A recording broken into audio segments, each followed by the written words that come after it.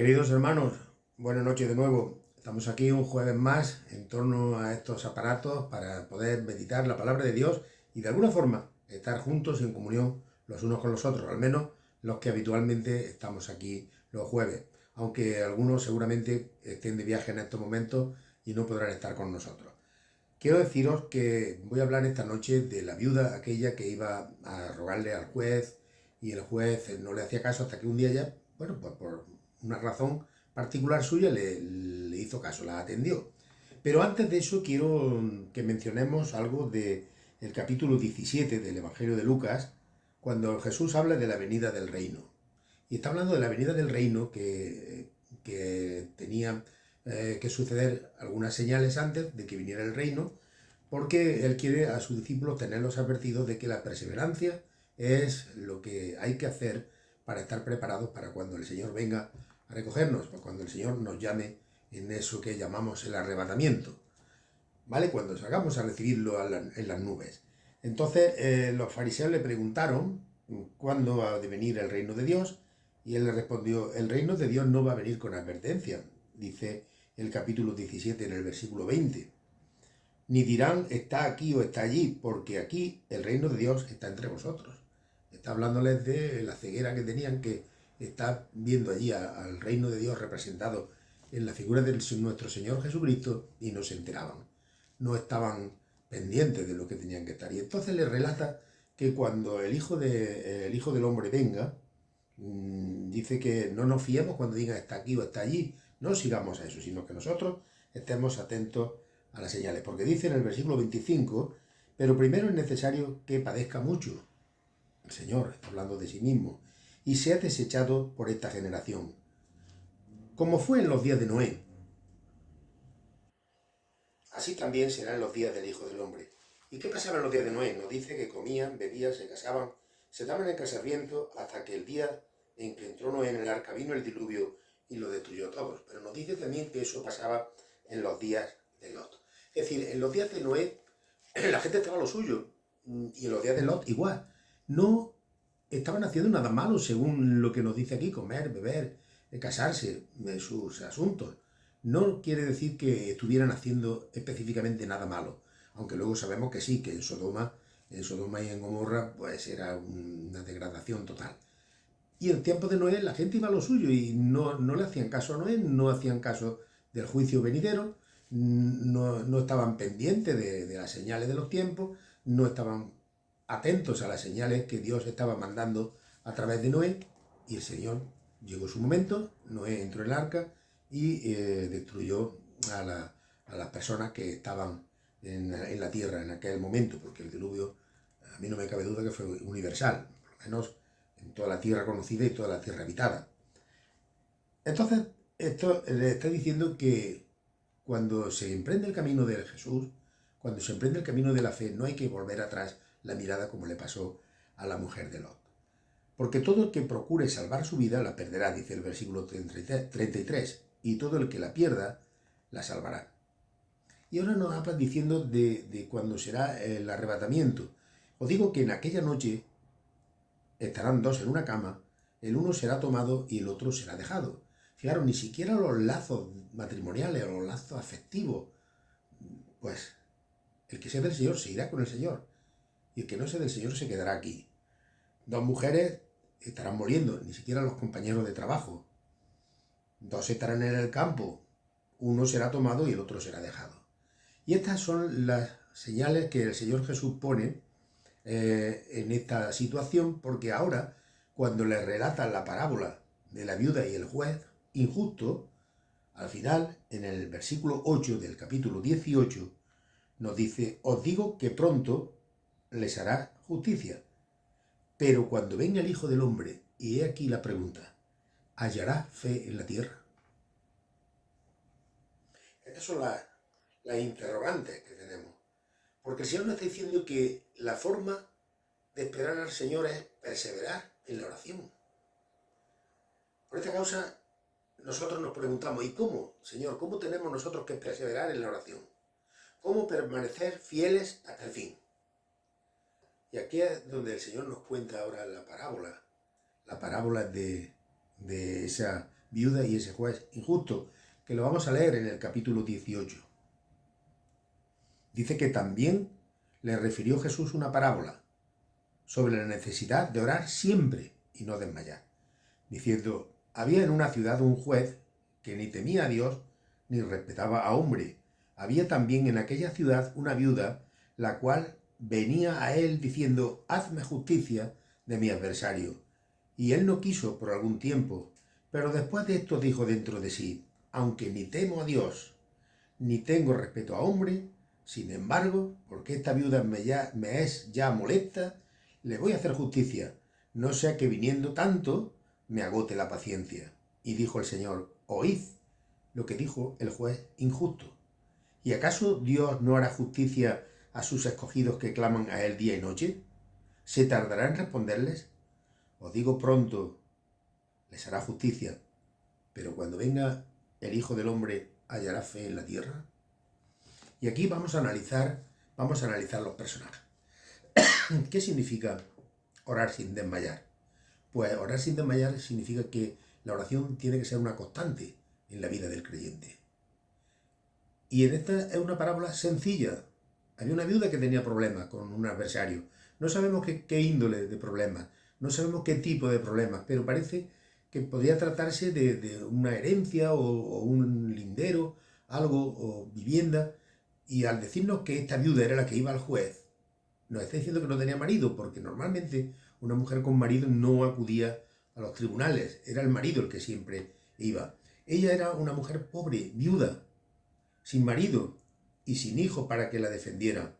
Y claro, ya el Señor nos dice que era viuda, también con el sentido o lo que significaba ser viuda en aquel momento, donde no había una seguridad social, donde no había un cuidado o algo, alguna institución que se cuidara de la viuda. No, el Señor nos está diciendo que era viuda y no tenía ningún hombre en su vida, y si alguna mujer iba a un juez es porque la situación era ya desesperada.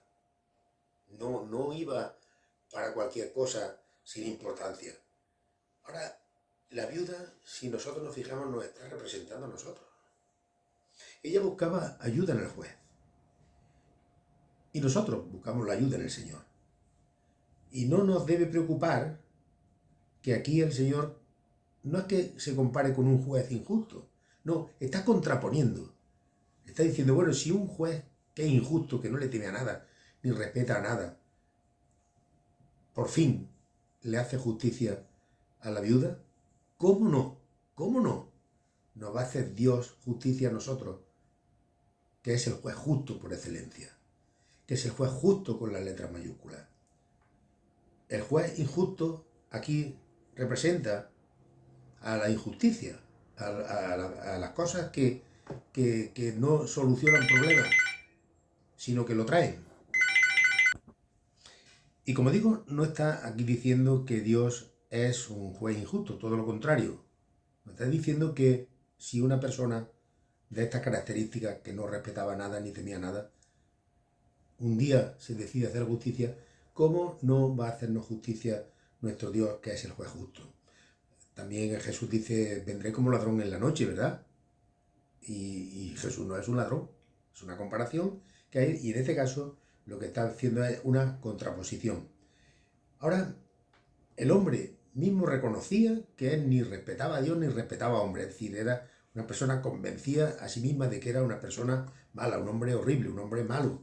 No temía a Dios, no tenía ningún respeto por las personas, no tenía ningún interés en hacer la justicia, sino que nos está describiendo de una persona miserable, una persona mala, una persona horrorosa, ¿verdad? Una persona que no tiene sentimientos ni para Dios ni para las personas.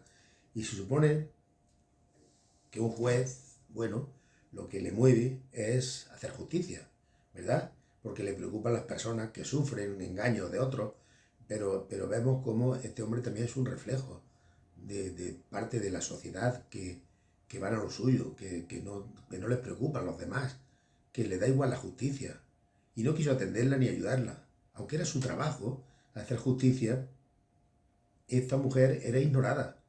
Pero Dios es totalmente diferente a esta persona.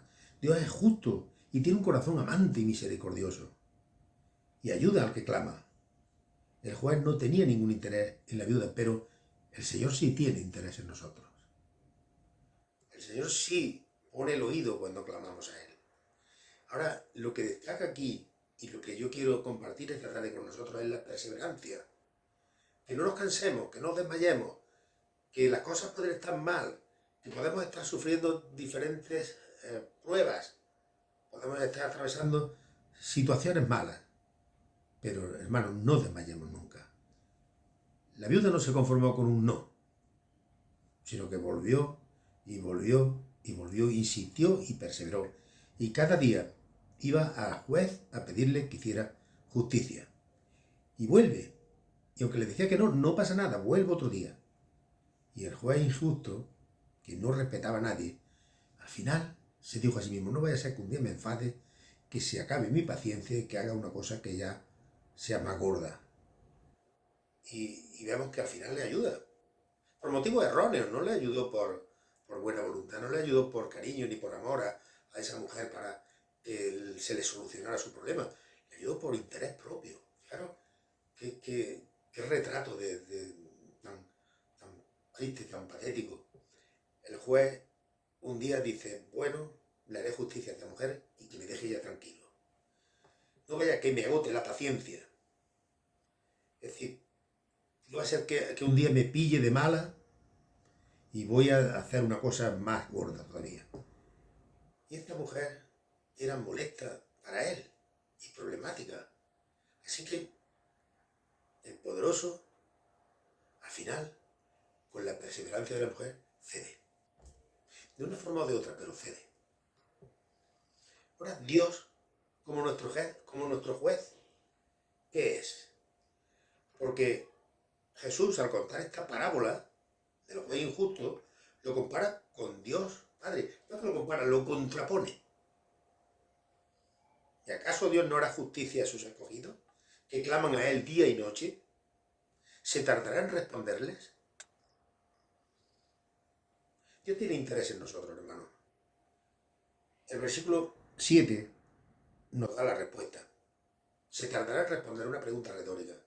Es decir, aunque a nosotros nos parezca que tarda el Señor en sus respuestas son ciertas y podemos tenerlas por verdaderas. Aunque a veces nos preguntamos a qué se debe la tardanza de Dios. Y uno de los aspectos más difíciles, hermanos, de la oración es cuando parece que Dios no responde o que se tarda demasiado en responder. ¿No parece contradecir esto con la primera parte del versículo 8, que dice, ¿y acaso Dios no hará justicia a sus escogidos? Y os digo que pronto. Y decimos, Señor, tú dices aquí que pronto. Y a veces nos pasamos años. ¿Cuántas oraciones habremos hecho? Y sin embargo, parece que Dios no nos responde. Pues no podemos, hermano, no podemos desanimarnos ni perder la esperanza. Como consecuencia de ello, decir, ya no voy a orar más. Tenemos que seguir orando. El Señor sabe lo que necesitamos, sabe nuestra debilidad, sabe nuestros puntos débiles. Por eso nos dejó esta parábola, precisamente, para animarnos y enseñarnos a orar siempre y no desmayar, como dice en 1 de Tesalonicenses capítulo 5, versículo 17. La oración, hermano, es una necesidad, no es una opción, es una necesidad para nosotros.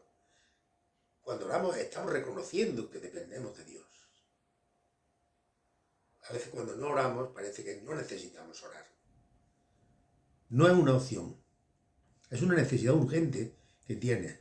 Es como la persona que no tiene sed y no bebe agua. Y se está deshidratando, pero no bebe agua.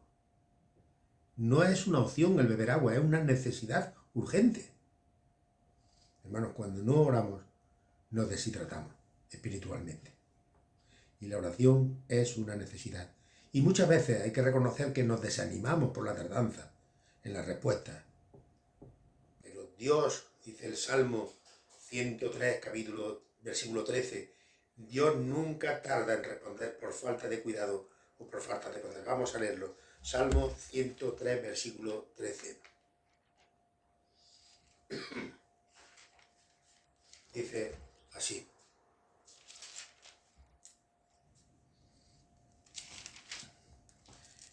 Como el Padre se compadece de los hijos, se compadece Jehová de los que le temen. Nuestro juez es nuestro Padre. Isaías, capítulo 49, en los versículos 14 al 16, nos dice también algo muy importante. Dice el versículo 15 más bien. ¿Se olvidará la mujer de lo que dio a luz para dejar de compadecerse del hijo de su vientre? Aunque de ella se olvide, yo nunca me olvidaré de ti, dice el Señor. Y una mujer en sus condiciones sanas siempre está pendiente de su hijo, siempre se compadece cuando le pasa algo a su hijo. Y ahora dice el Señor, aunque ella se olvide, yo nunca me olvidaré de ti. Y aunque tu propia madre llegara a olvidarte, el Señor no se va a olvidar nunca de ti. He aquí que en las palmas de mis manos te tengo esculpida. Delante de mí están siempre tus muros. Está hablando de Israel, de Jerusalén. Pero nos está hablando a nosotros también. La tardanza de Dios no podemos interpretarla como que se le ha olvidado a Dios, sino que siempre es para nuestro bien, incluso aunque no entendamos las razones. Y a veces llegamos a entenderlas, otras veces no. Pero incluso la tardanza que nosotros podamos pensar que Dios está ejerciendo, o que Dios está incurriendo en ella, debemos entenderlo como que es para bien. Porque también tenemos que tener en cuenta que el almanaque de Dios, el calendario suyo, es suyo y no nuestro. ¿Sabéis cuántos años esperó Noé desde que Dios le dijo que habría el diluvio? Pues nada más y nada menos que 100 años. A Abraham le prometió un hijo con Sara y esperaron 25 años. Dios prometió que enviaría al Mesías, pero su pueblo, desde el último profeta hasta la venida de nuestro Señor Jesucristo, tuvo que esperar 400 años. Debemos entender que pronto, en el calendario de Dios, no significa pronto en nuestro calendario. Y voy a llegar a una conclusión. Hasta que venga el Señor de nuevo, tu responsabilidad y la mía es orar y no desmayar. No sabemos cuándo vendrá el Señor, pero nos tiene que hallar velando y orando para que no entremos en tentación y para que haya fe en la tierra. Porque si nosotros que somos su pueblo, si nosotros que somos sus hijos, dejamos la oración a un lado, ¿qué fe va a haber en la tierra? Sabéis que cuando no se ora, cuando no oramos en nuestra casa, cuando tampoco queremos hacerlo en las reuniones en público con el pueblo de Dios, nos estamos oxidando, nos estamos deshidratando. Tenemos que perseverar como esa mujer. Y Señor, hoy te pido esto, y si no me lo has dado todavía, mañana te lo voy a pedir otra vez. Y no es porque tú no me estés escuchando, porque a ti te gusta que yo te lo pida. Tenemos que perseverar. Y tenemos que confiar en Dios, que es el juez justo, y es nuestro Padre celestial. Y además es un Padre amante. Es un Padre misericordioso. Nunca nos va a abandonar, ni va a volver su oído a otro lado. Porque estamos ungidos y limpiados por la sangre de su Hijo. Y nosotros estamos llamados, hermanos, a interceder los unos por los otros. Estamos llamados a orar. Estamos llamados a tener el candelero encendido, siempre, todos los días de nuestra vida. Y no somos extraños para Dios. Y Dios, cuando actúa con nosotros, no como aquel juez que actuó ya con aquella viuda para que lo dejara tranquilo. Dios no actúa así. Dios, cuando nos hace una cosa, es por misericordia. Y es para bien nuestro, no para bien suyo. Y Dios tiene en cuenta siempre nuestras necesidades.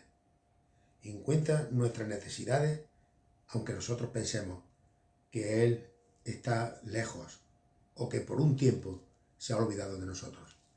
Hermanos, vamos a tener un tiempo ahora de oración. Vamos a participar con oraciones que no es menester que sean grandes oraciones, que no es necesario que sean oraciones muy elaboradas gramaticalmente, sino oraciones sinceras del corazón. Oraciones poniéndole delante nuestras necesidades, las de nuestro entorno, las de nuestra familia. Todo eso es lo que el Señor quiere de nosotros. Y cuando venga, si la iglesia del Señor ora, cuando venga hallará fe en la tierra. Pero si no oramos, ya nos está diciendo aquí en este pasaje que hemos meditado en esta noche, si no oramos, no va a haber fe en la tierra. Porque la oración es un alimento para la fe. La oración es oxígeno para el alma. Hermanos, que el Señor nos bendiga y vamos a aprovechar el tiempo que queda en esta reunión para orar todos. Oramos, mandamos las oraciones y después ya las iremos escuchando y diremos amén a ellas. Pero vamos a alegrar el semblante, a agradar al Señor con nuestras oraciones. Que el Señor nos bendiga.